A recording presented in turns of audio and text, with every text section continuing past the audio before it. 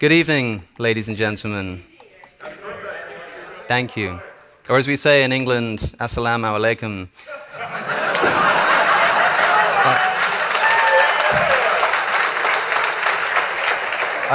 I must apologize for the previous debate fiasco. David's right that most people don't know what happened. A lot of accusations thrown my way, but I suppose that is the essence of our debate this evening. People thinking they know a thing or two about a person without hearing it from their own mouth. To which effect, I was thinking about how to approach this, given that I didn't know which approach David was going to take. I woke up this morning in this fine resort, opposite Legoland, which means that there's a roller coaster just outside of my room, and being a bit jet-lagged, I woke up quite late to the most peaceful of noises, that is, the sound of children screaming for their lives. Hearing the sound of innocent children screaming for their lives, of course, reminded me to read the Old Testament, and I wanted to begin with a verse. That was too easy. I factored that into my time as well. I want to begin with a verse from the Old Testament which might become relevant momentarily, and that is, well, a psalm, not in its entirety, but Psalm 82. Psalm 82 is a curious psalm because it opens by saying that God presides in the great assembly. He renders judgment among the gods. Elohim. That is definitely the word for gods. This seems to be an indication that God is talking about, or the psalmist is talking about, the so-called divine council, which also shows up in Job, for example. Later in the psalm, he says, I said, you are gods. You are all sons of the Most High. The psalmist is referring to beings here who are definitively not Yahweh, but calling them gods, which is kind of interesting. I'm not trying to make a point out of that. Jesus is going to do that for me as we turn to what I think is the most important Christological gospel of the four, which is, of course, John's gospel. Many people think that I just dismiss John's gospel because it's written too late or something. It is, of course, the least historically reliable of the gospels, but I'm willing to just treat it as if it's historically reliable for the purposes of this debate and see what Jesus actually says about himself. The question we're interested in here is the relationship that Jesus has to his Father.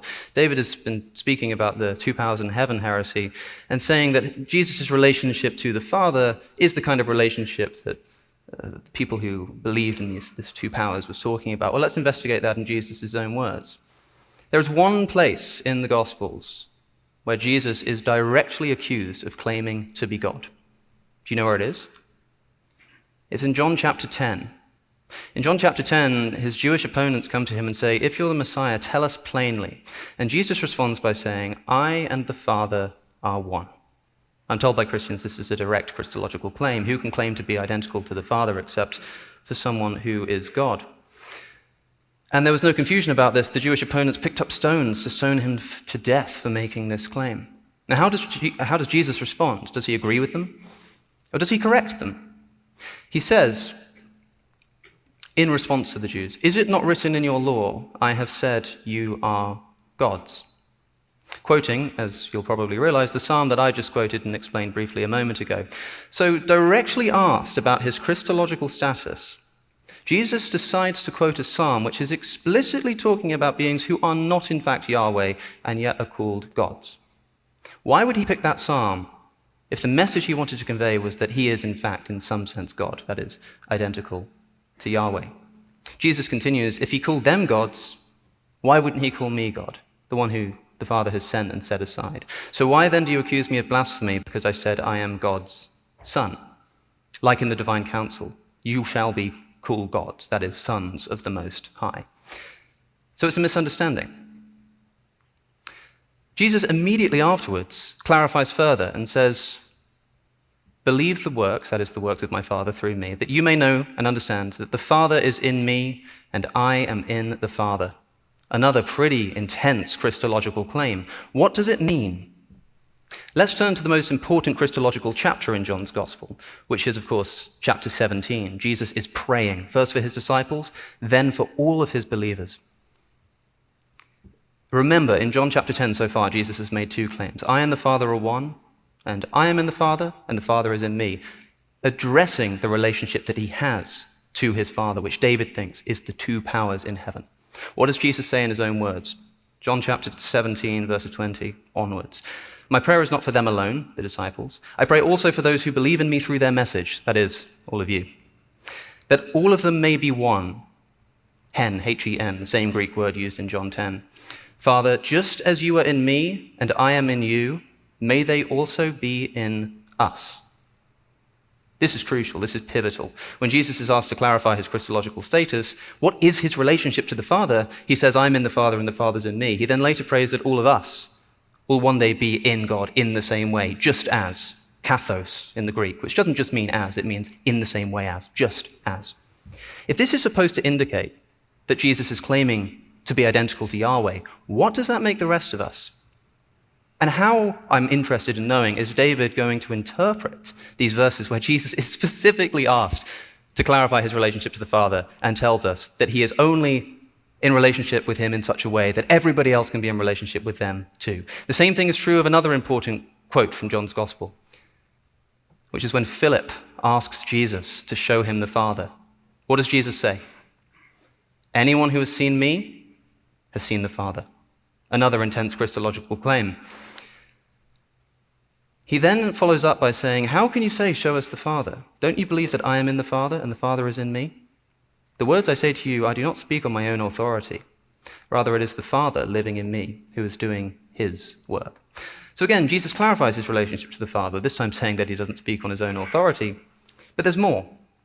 In the same chapter this time, chapter 14, just a few verses later, he says to those same disciples who he's just told, that if you've seen me, you've seen the Father, because the Father is in me, and I'm in the Father. He speaks of a future day past his crucifixion and says, on that day, verse 20, on that day you will realize that I am in my Father, and you are in me, and I am in you. So to recap, Jesus is directly asked to clarify his relationship and his Christology to the Father. And he says that I'm in the Father, and the Father's in me, and guess what? You'll all be one with us too, one day. If this is a claim to be Yahweh, then, well, lucky us, I suppose.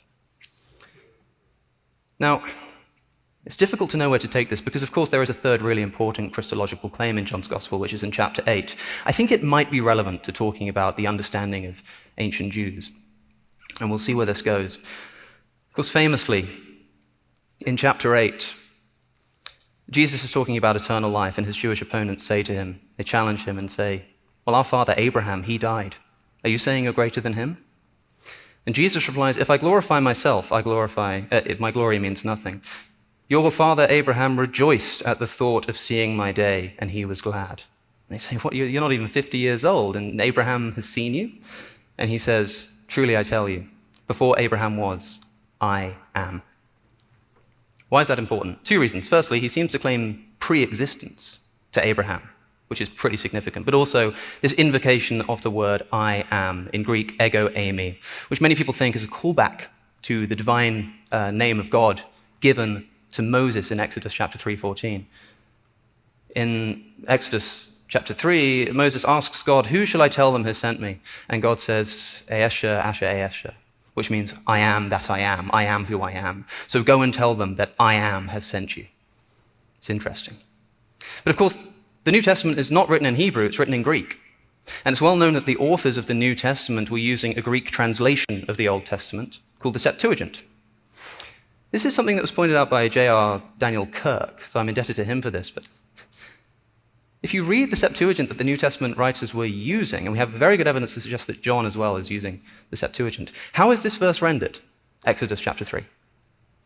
God says to Moses, ego eimi ho on, which means something like, I am the one who is. So go and tell them, ho on has sent you. In other words, in the Greek version, ego eimi is just as it is typically used in Greek, a way of saying, I am. And it's used commonly like this. In John chapter 9, the blind man is healed by Jesus. He runs into town. They say, is this not the man who was born blind? And he says, ego eimi, it's me. When Jesus is asked by the woman at the well, or the woman at the well says, I'm expecting the Messiah to come, Jesus says, I am he. Ego eimi, once again. That is how it is often used.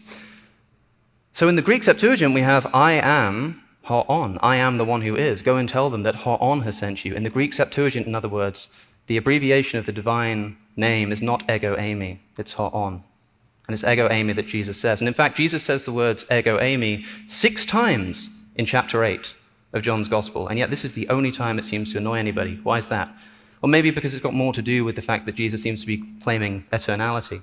But supposing for a moment that this really were an invocation of the divine name, I'm just willing to grant it. Let's say, okay, he was meaning to evoke this imagery of Exodus 3 by saying, I am.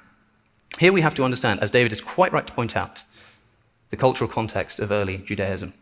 And there is a tradition in early Jewish texts, or at least texts of around the contemporary time to the Gospels, of endowing beings who are not Yahweh with Yahweh's name, and thereby enabling them to exert his authority as his representative on earth. David's already talked about the angel of Yahweh, and there is the suggestion that the angel of Yahweh is Jesus. That doesn't seem to make much sense to me. For a start, if you turn to Hebrews chapter 1, the very first verse says, in the past, God spoke to our ancestors through the prophets at many times and in various ways. But in these last days, he has spoken to us by his Son. In these last days. If Jesus is the angel of the Lord, way back in Exodus, the story of the Exodus, why is it that Hebrews says he's only spoken to us through the Son in the last few days? Likewise, in Acts chapter 6, Stephen is recounting a history of the Jews. And in it he says that an angel spoke to Moses through the burning bush. Not Jesus, but a messenger of Yahweh. It's a little bit strange, but suppose we just accept that the angel of Yahweh is a bit difficult to unpack. Augustine himself, by the way, said that the angel is correctly termed an angel if we consider him himself, but equally correct, he is termed the Lord because God dwells in him. What does that mean? I think it's an invocation of the divine name. This is most elucidated for me when we turn to non-scriptural Jewish writings of around the same period.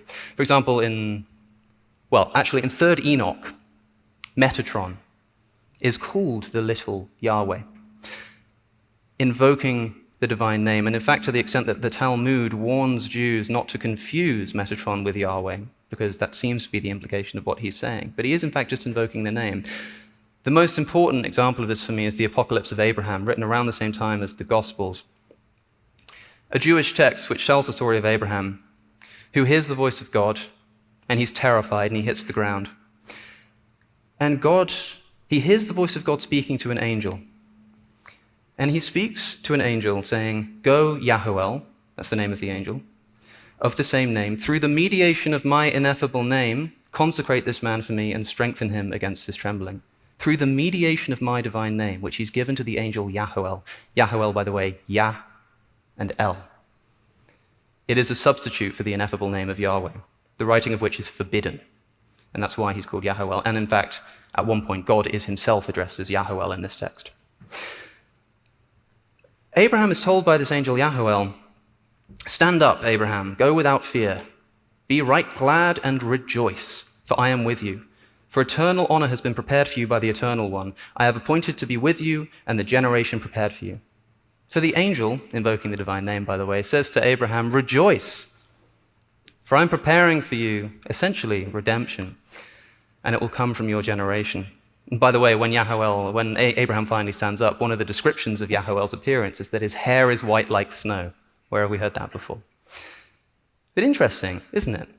Let's think about the context of John 8:58. A lot of people forget that we're talking about Abraham. Why are we talking about Abraham? Why is it here that Jesus says, before Abraham was I am? Well, if I'm right that he is just identifying himself and the thing that's important is the Abraham claim, could this stem from a similar tradition? This is what Andrew Perryman has suggested recently, that when he says, this whole thing gets kicked off because Jesus says, Abraham rejoiced to see my day. Well, hold on a second. In the Apocalypse of Abraham, the angel Yahuel says to Abraham, rejoice, for from your generation will come one who will redeem you.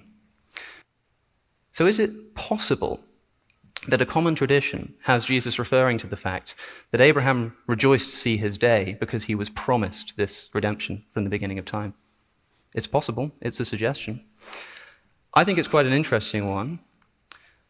But it is a little strange that Jesus claims to be pre-existent. He uses the present tense, I am. It's worth bearing in mind that the Bible sometimes does this when it is talking about plans that are preordained from the beginning of time.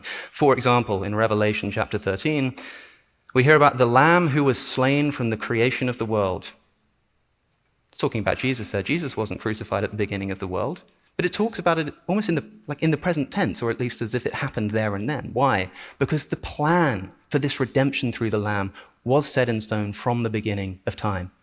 So it talks about it as if it's in the present tense. Similarly, famously in the book of Jeremiah, God says to the prophet Jeremiah, "Before I formed you in your mother's womb, I knew you."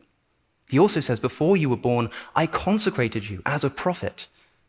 How can you consecrate someone as a prophet who doesn't exist yet?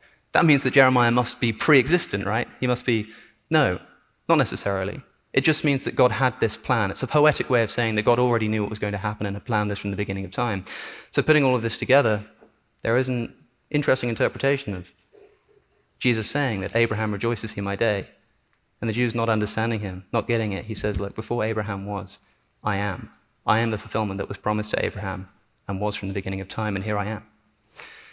Now, of course, this is all exegesis, and it's a little sort of spotty.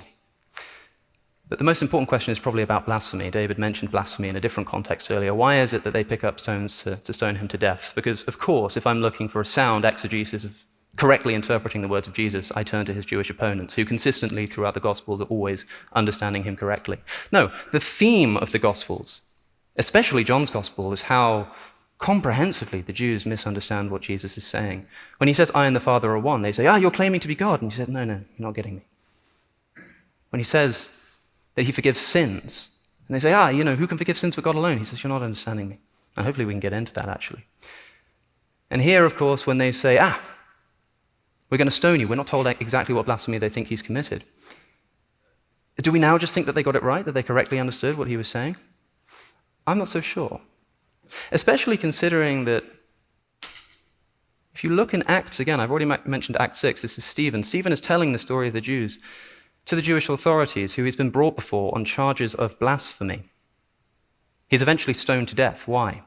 Because he has a vision. In Acts 7, filled with the Holy Spirit, he gazed into heaven and saw the glory of God and Jesus standing at the right hand of God. Notice God, not the Father. Look, he said, I see the heavens opened and the Son of Man standing at the right hand of God. At this, the Jews cover their ears, run up to him and stone him to death. Notice the similarity, by the way, between this depiction, looking up and seeing the Son of Man sat at the right hand of God, or stood at the right hand of God in this case, and the claim that Jesus makes in his trial. It's quite interesting. Stephen is stoned to death for this. Did Stephen claim that Jesus was God here? Did Stephen claim that he was God here? Sometimes Christians act as if the only way to commit blasphemy is to claim to be God. That is simply not the case. In fact, in Acts chapter 6, we're told that Stephen has been fraudulently accused of blasphemy. They're making up charges against him. Here are the charges that they throw at him to bring him before the court for blasphemy. This man never stopped saying things against this holy place and the law.